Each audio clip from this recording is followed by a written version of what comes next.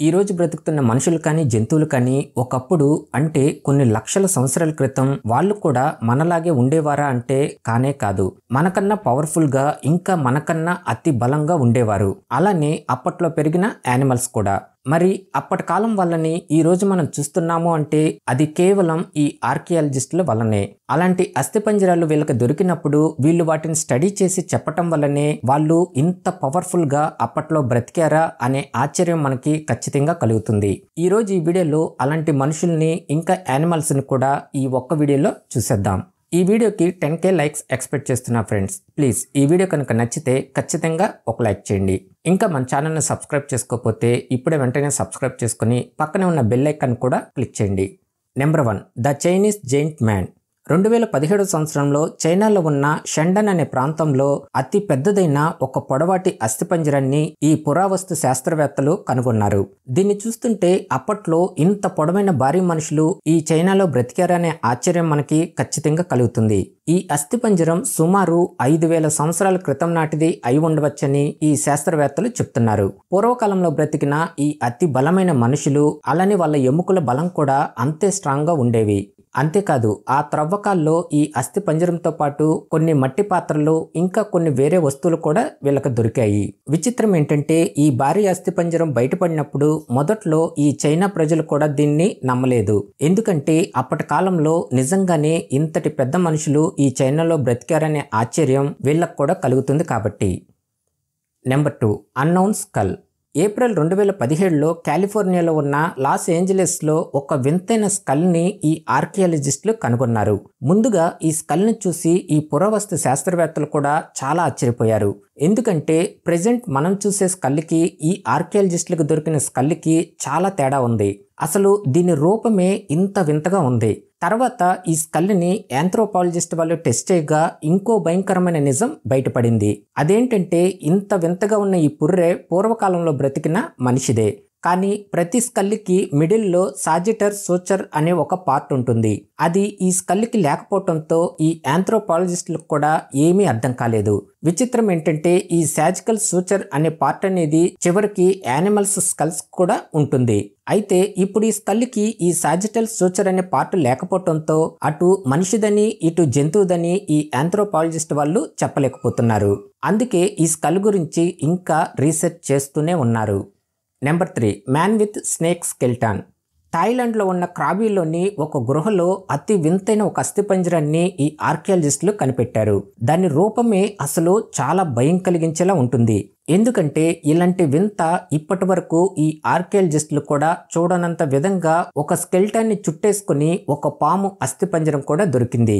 ఈ భయంకరమైన సంఘటన మనం విజువలైజ్ చేసుకుంటే కనుక ఈ పాము ఈ మనిషిని చంపేసిన టైంలో ఆల్రెడీ అది ఒక గృహ కాబట్టి పైన ఉండే అతి పెద్ద రాళ్ళు వీళ్ళ మీద పడి ఇద్దరూ చనిపోయారా లేక కావాలనే అప్పటి వాళ్ళు ఈ మనిషిని బంధించి ఈ పాముని అతనిపై వదిలారా అనే విచిత్రమైన డౌట్స్ అన్ని మనకొస్తుంటాయి. ఏదేమైనప్పటికీ ఈ పాము ఆ మనిషిని చంపేస్తూ చివరికి ఆ రెండు ఇలా అస్థిపంజరాల్లో మనకు కనిపించడం అనేది రియల్లీ ఇదొక స్టన్నింగ్ విజువల్ అనే చెప్పాలి. Number 4, wolf skull. ఈ బాడీ పార్ట్ని చూస్తుంటే ఇదేదో జంతువు రీసెంట్గా చనిపోయింది అన్నట్లుగా మనకి కనిపిస్తుంది. కానీ ఫ్రెండ్స్ ఇక్కడ మనం స్టన్ అయిపోయే విషయం ఏంటంటే ఇది 40,000 సంవత్సరాల క్రితం చనిపోయిన ఒక వూల్ఫ్ తలభాగం.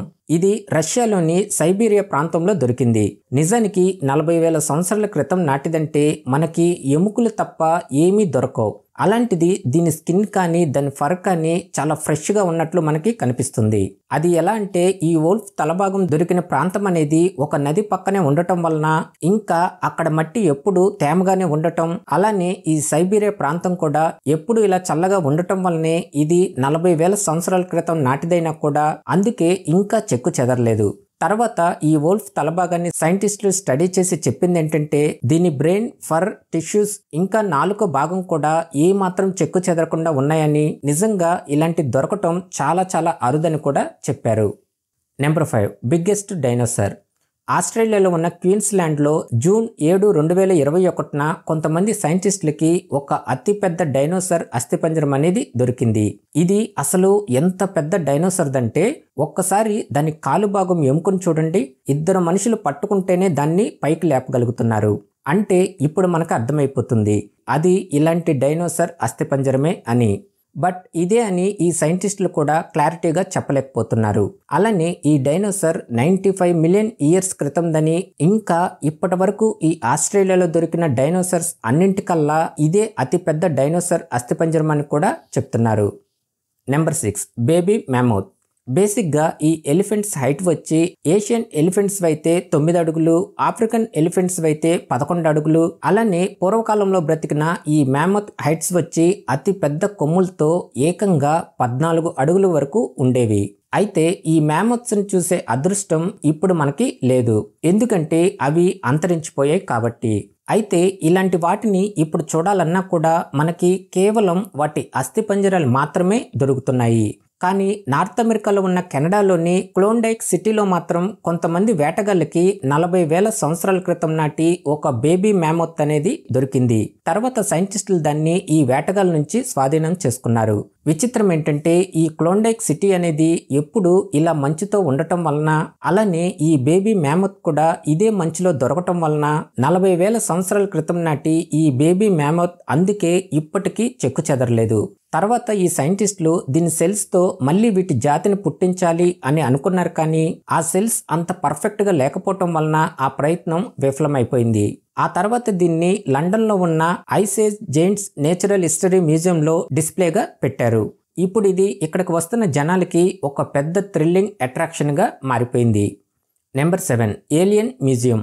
స్విట్జర్లాండ్లో అతి భయంకరంగా కనిపించే హెచ్ఆర్ గైగర్ అనే ఒక మ్యూజియం ఉంది. దీన్ని ఏలియన్స్ మ్యూజియం అని కూడా పిలుస్తారు. ఎందుకంటే ఈ మ్యూజియం మొత్తం ఎక్కడ చూసినా కూడా ఈ ఏలియన్సే కనిపిస్తాయి కాబట్టి. ఈ మ్యూజియం చాలా భయంకరమైన ఆర్ట్స్ పెయింటింగ్స్తో, అలానే అమేజింగ్ డిజైన్స్తో కూడా మనకి కనిపిస్తుంది. 1979లో రిలీజ్ అయిన ఏలియన్ మూవీ చాలా బాగా పాపులర్. అందులో ఉపయోగించిన ఏలియన్స్ క్రియేచర్స్ ఆర్ట్స్ అన్ని ఈ మ్యూజియంలో మనం చూడవచ్చు. ఒక్కసారి ఈ మ్యూజియంలోకి అడుగు పెడితే ఎవ్రీ మూమెంట్ మనకి ఇంత హారబుల్గా, ఇంత థ్రిల్లింగ్ కలిగించేలా ఆ ఏలియన్స్ మనకి కనిపిస్తాయి. Number 8 vampire skull. యూరోప్లో ఉన్న బాల్కన్స్లోని బల్గేరియాలో ఈ ఆర్కియాలజిస్టులకి అతి భయం కలిగించే వ్యాంపైర్ అస్థిపంజరాలు దొరికాయి.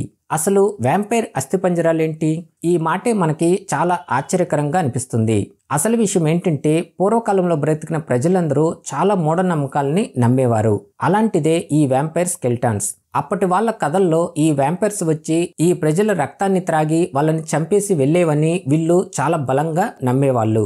అందువల్లనే అప్పటి కాలంలో అలాంటి అనుమానంగా ఉన్న వాళ్ళని చంపేసి ఇంకా వాళ్ళ శవపేటికపై ఒక గుణపంతో పొడిచి ఆ గుణపంతోనే వాళ్ళని సమాధి చేసేవాళ్ళు. అప్పటి కాలం వాళ్ళు ఈ మూఢనమ్మకాల పేరుతో ఏ విధంగా క్రూరంగా ఉండేవాళ్ళో ఈ అస్థిపంజరాన్ని చూస్తుంటేనే మనకి క్లియర్గా అర్థమైపోతుంది. ఓకే ఫ్రెండ్స్, ఈ వీడియో నచ్చితే ఖచ్చితంగా ఒక లైక్ చేయండి.